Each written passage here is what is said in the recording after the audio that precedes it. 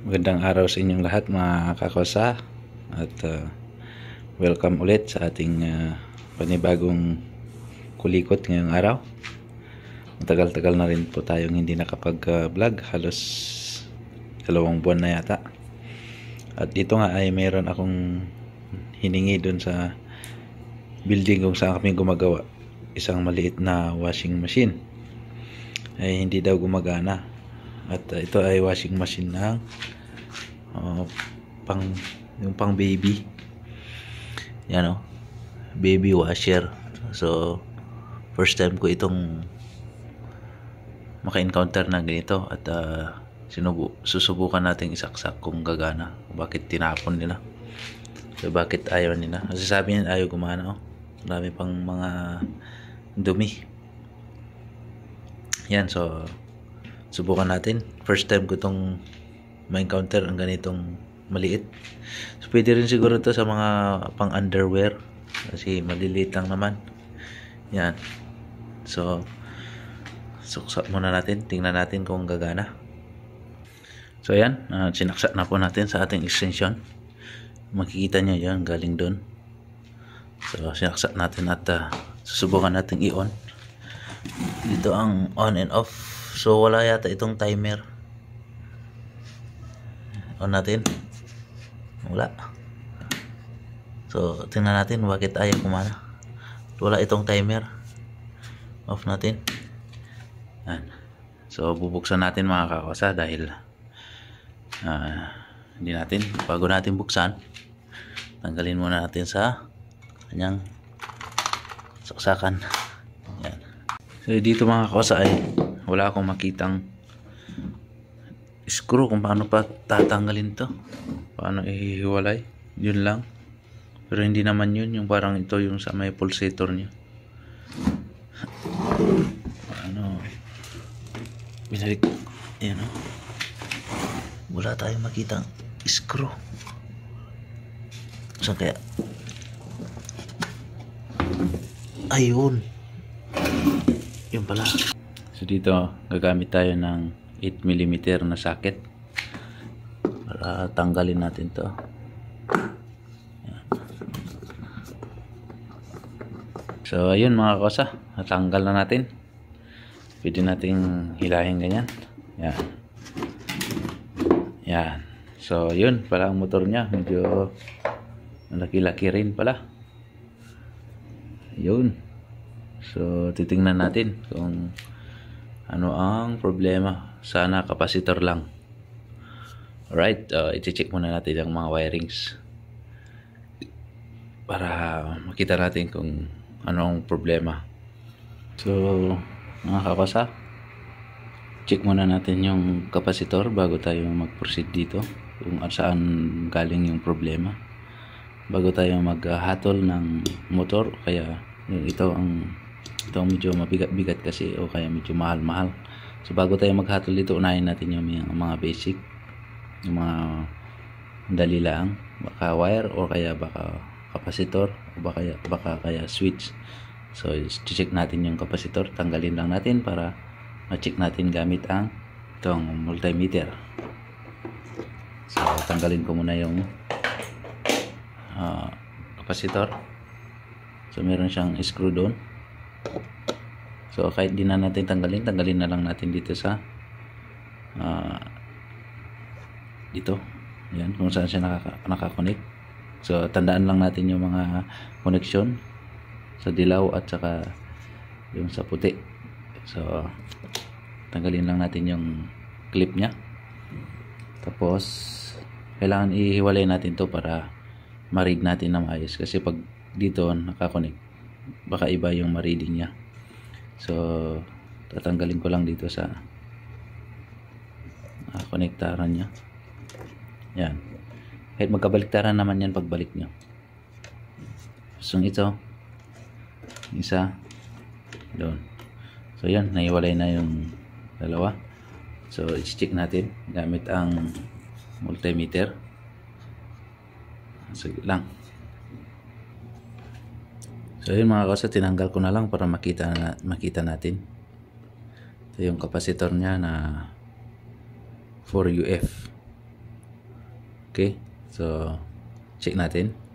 So dapat dito yung palo ng tester natin ay pag pumalo dapat babalik siya. Halimbawa ito, yung needle niya na to, pag pumalo siya dapat babalik siya. Pero pag nag-steady siya na hindi bumalik, sira ang ating kapasitor. Okay, so set lang natin sa UF, yun UF, makikita nyo yung UF. So dito UF, so dito kasi dahil hindi siya digital, so babase tayo sa palo. Yung kung meron kayong digital na ganito, so mas okay yun kasi mapabasa nyo, dapat ma-reading nyo yung 4 UF, itong 4 na to. Yan. So dahil ito ang gamit natin, so babase tayo sa palo. So may mga iba't ibang paraan sa mga ibang technician.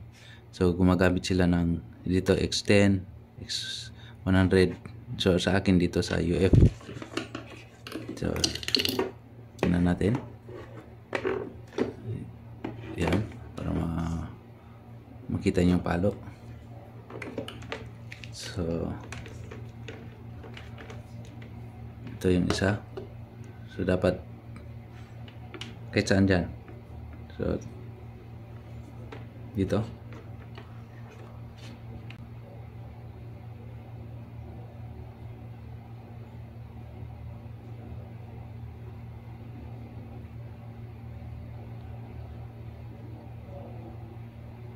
Yun, steady siya. Hindi siya pumapalik.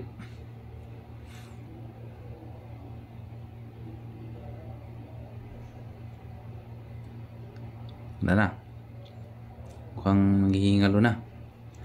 So, balik na rin natin.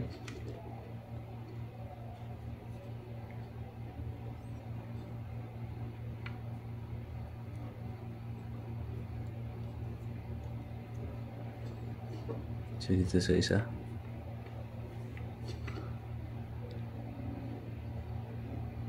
Yun. Ayaw bumalik.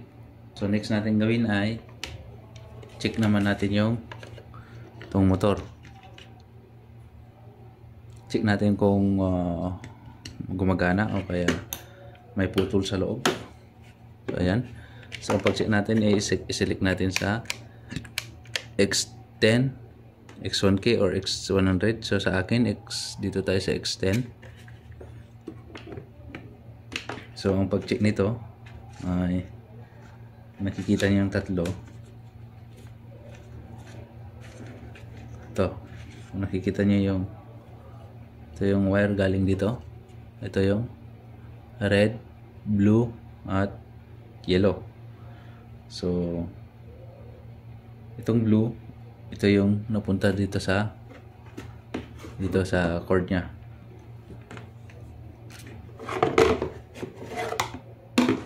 So, ibig sabihin yun yung common nya. So hindi na tayo mahirapan maghanap ng common dahil meron na yung napunta sa, kita na natin na napunta dito. Yan, lumabas dito. So, yan. So check natin kung gumagana yung motor. So naka-select tayo sa X10. So ayun. So ilagay natin unahin natin itong yellow. Select natin doon. Ilagay natin sa dilaw.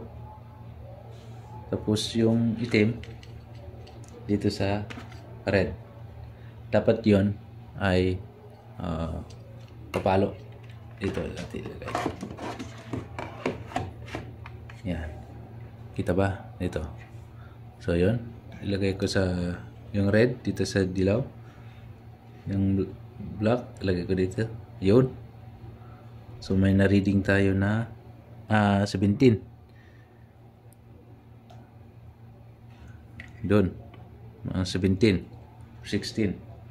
So ngayon lagay naman natin to sa blue.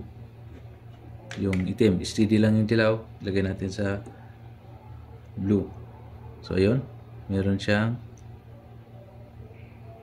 5, 5.5, 6, 7, 8. 8. So 8. Ngayon, tanggalin naman natin yung sa dilaw. Ilagay natin dun sa pula. Dito. Dito. So, yun. Nakalagay na yung team doon. So, ito naman sa pula. Ayun. So, yun. So, ibig sabihin, gumagana yung motor. Yan. So, pag ang reading niya is 8. So, pag plus natin is 8 plus 8 is 16. So, dapat 16 yung reading niya. Yung 16 kanina, yun na yun. Pag plusin natin, andun kanina. So, ulitin natin para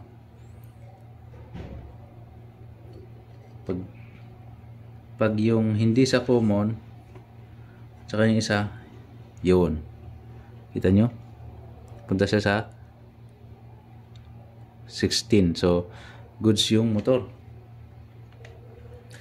So maaari na meron yung iba kasi na yung kapasitor is kahit may palo pero sira. So subukan nating bumili ng ganito at ilalagay natin. So kunin natin to bilang sample natin at ilalagay natin mamaya. Right? So sana ito ang sira. Bili muna tayo mga kakosa. So right mga kakosa, dito na, nakauwi na tayo at kabili na tayo ng pamalit natin dito. So meron tayo nabili dito. Ito ngayon, kapasitor niya. Hindi naman sila parehas na ito iba yung design nito pero parehas lang parehas lang sila na 4UF. Okay. Pag bumili kayo ng ganito, kailangan magkaparehas. Kahit hindi kaparehas ang laki, iba ang kahit yung iba yung bilog, pero basta importante is kaparehas nilang ganito. 4UF plus 5. Ito yung pamili natin. Yan. Yan. 4UF. So, ang gagawin natin, putulin na lang natin to at ilalagay natin dito. Kahit saan dyan. Kahit saan dito. Sa isa dito, tsaka isa dito. So, wala kasi yung katulad nito na may wire na. Pero okay lang. Iputulin na lang natin tapos i-connect natin dito. Tapos susubukan natin kung gagana. So, i-connect ko lang mga kakosa. So, ayun mga kakosa, ilalagay lang natin dito.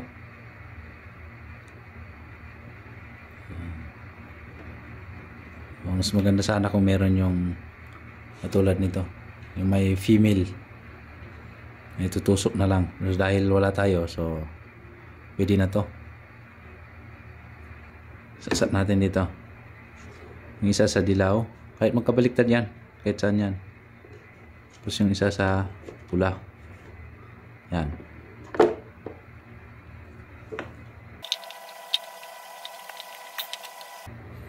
Tapos lagyan nyo na lang ng tape o kaya kung meron kayong ganito.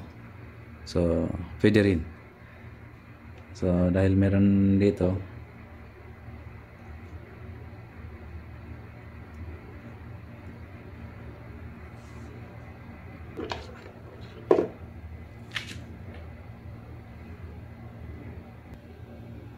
so ayan mga kakosa, nilagay na natin.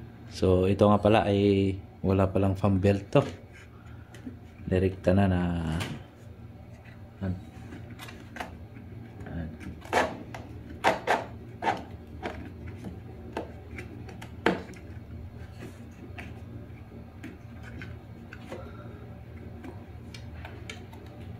yan.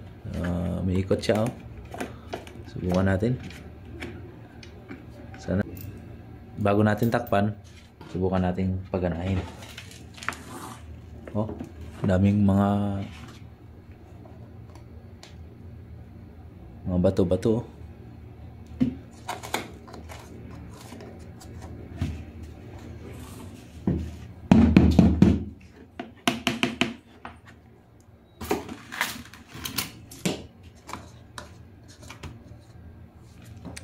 Yun, daming mga bato. Patambak lang kasi doon nung hiningi ko doon sa may bantay. So yung drainage niya, daming bato.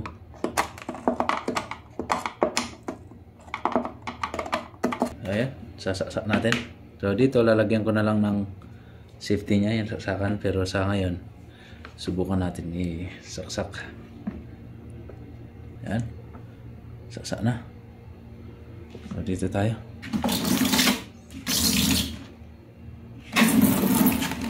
Yun, sa on and off niya. Yun.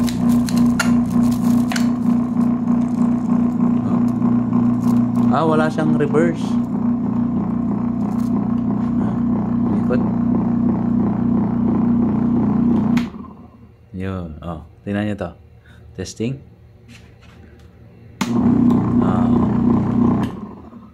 Yun. Alright mga kasa, yan lang yung sira niya. So ito lang yung sira niya. Yan. So pinutol ko. So pinalitan ko na lang. So alright. Yun lang mga kasa. Kahit anong washing machine, kahit hindi ganito yung mga washing na, huwag kayo agad magsususpect na o maghahatol na yung motor agad. Minsan yung fan belt, minsan ito lang. Hindi naman basta-basta yung motor. Basta kung halimbawa yung washing machine nyo na manual ay 6 kilos, 8 kilos. Kung ano lang yung yung kilos na nakasulat doon, huwag na kayong mag excess, o kaya huwag nyong punuin, huwag kayong lalampas doon sa kilos kung ano ang nakalagay sa inyong washing machine. Dahil minsan yun doon nasusunog ang motor, o kaya doon nasisira yung motor. Kaya hindi naman basta-basta yung motor masisira. So karamihan talaga ito, o kaya yung minsan yung wire nang inatngat ng daga, o kaya yung minsan yung fan belt kung hindi umikot. So minsan yung switch din.